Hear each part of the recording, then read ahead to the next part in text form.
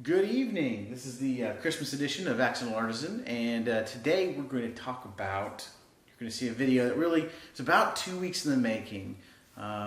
Mid-December, my wife and I decided we really wanted to make our 2-year-old daughter a rocking horse. Every time we go to Woodcraft or wherever, she jumps on the rocking horse, and it's hilarious. So the video kind of is a compilation of a couple of days of stuff, so voiceovers don't necessarily make sense.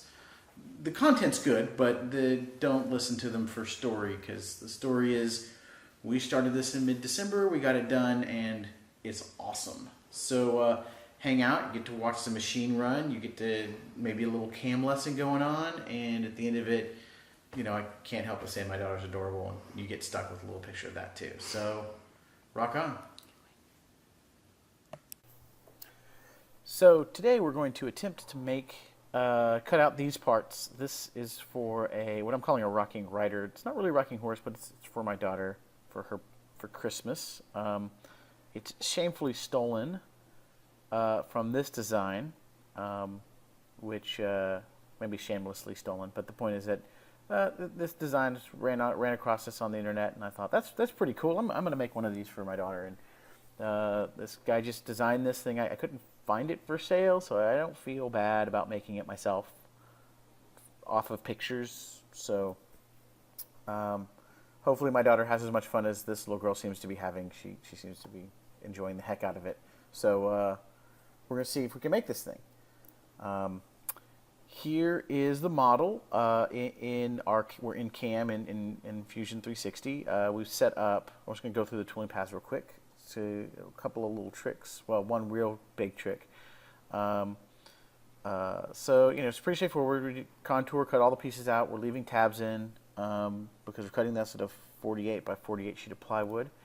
Then we're going through. These are all the pockets that we're putting in it. And then there's this ramp thing going on over here, and I'll zoom in here. I don't know if you can probably see it right here in this angle. Because the rocking horse is actually at a 6.5-degree angle, that actually means that the handlebars go through the two rocking horses actually at a slight angle. So we cut them out. We cut it out, and it cuts out flush when we're using the contour, because the contour is just contouring against the bottom design.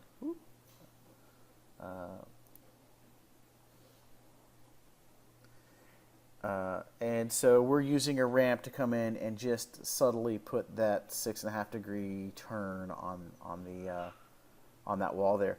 Now, when I was first using the ramp, it was doing all kinds of crazy, weird things. It was trying to cut the two sides of the face. So it would cut this side of the face, and then it would go around and cut the other side of the face. It's horrible.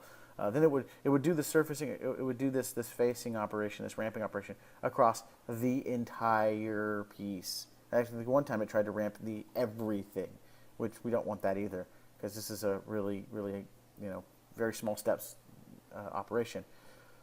So that being said, we was looking on the internet trying to find an answer, and NYC CNC, I ran into one of his videos where he talks about, not related at all to the ramping operation, but using selections.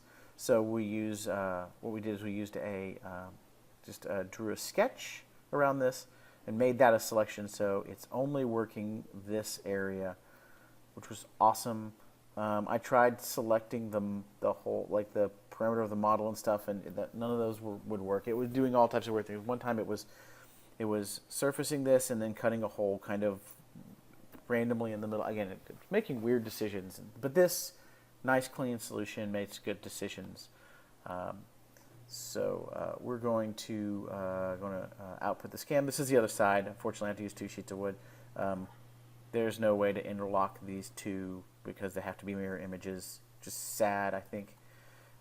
If we were painting it, I could probably turn him 90 and weave him into here and fit him maybe on a little more efficiently on some material. But we're planning to stain this, so I want the grain of the veneer on the plywood to run the same direction on both sides.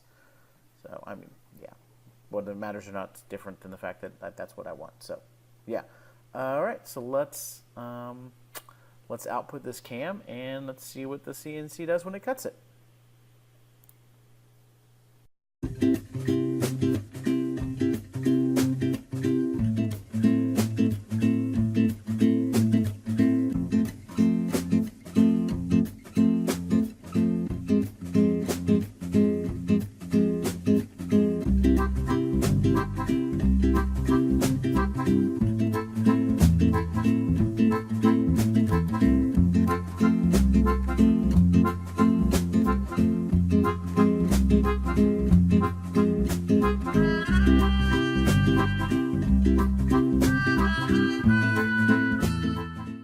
All right, the job is finished.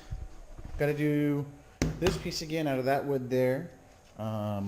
Everything looks good.